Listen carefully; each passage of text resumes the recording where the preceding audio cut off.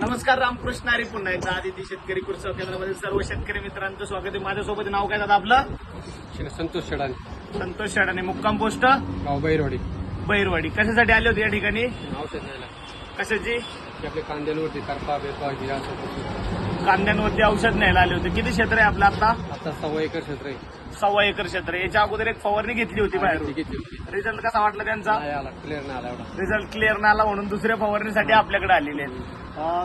फवारणी आणि औषधं पाण्यातून सोडायचा टोटल खर्च किती झालाय? आता आपण जी फवारणी आणि पाण्यातून सोडायचं दिले आत्ताचा खर्च किती झालाय? आता 2,500 रुपये. 2,500 रुपये. त्याच्यामध्ये मित्रांनो कॅल्शियम ऑक्साईड 26%, सल्फर 80% पाण्यातून सोडायचं. व मित्रांनो त्यांना खताचा डोस सांगितलाय. खताचा डोस कांदा शेतकरी टाकतोय तर एकच टाकायचा, यारा कॉम्प्लेक्स 20-20-013.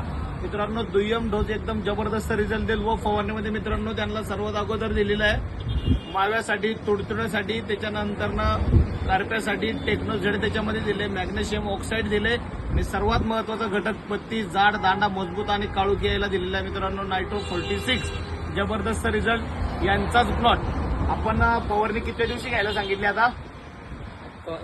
आता भरणी झाली नंतर भरणी झाल्याच्या नंतर पाण्यातून सोडा दिले, म्हणजे जवळपास आपण 4थ्या दिवशी ही फवारणी करणार आहे. 4थ्या दिवशी मित्रांनो 4 आणि 5 9व्या दिवशी आपण यांच्या प्लॉटवरती जाणारे, बैरवाडीला जाणारे, यांच्या प्लॉटमध्ये झालेला बदल, त्यांना आत्ताचा फोटो आणि फवारणी आणि पाण्यातून सोडल्यानंतरचा फोटो आपण दाखवतोय. तोपर्यंत पुन्हा भेटूयात.